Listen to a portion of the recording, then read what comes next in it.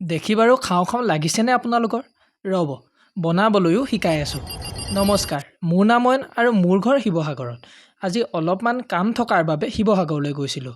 কিন্তু সূৰ্য দেৱতাই যিকেইটাহে চৰ সোধালে, একেটা চৰতে ঘৰ আহি পালোহি।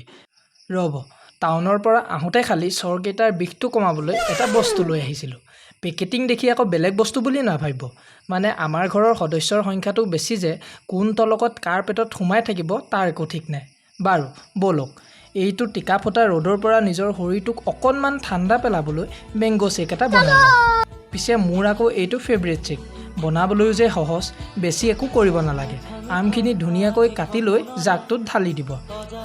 আৰু তাৰ পাছত আপোনাৰ জোখত চেনি অলপ দি তাতে অলপমান গাখীৰ দি দিব। পাৰিলে পানী ব্যৱহাৰ নকৰিব, তেতিয়া খাবলৈ বেছি টেষ্টি হ'ব।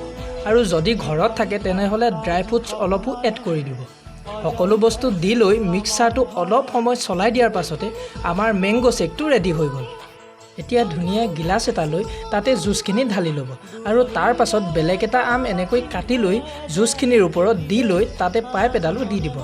আৰু শেষত ফটো এখন মাৰি লৈ গোটেইখিনি পেটৰ ভিতৰত ঢালি দিব। ৰ'ব, খোৱাৰ আগতে পাৰিলে ফ্ৰিজটোত অলপ সময় ভৰাই ল'ব, তেতিয়া খাবলৈ বেছি টেষ্টি হ'ব।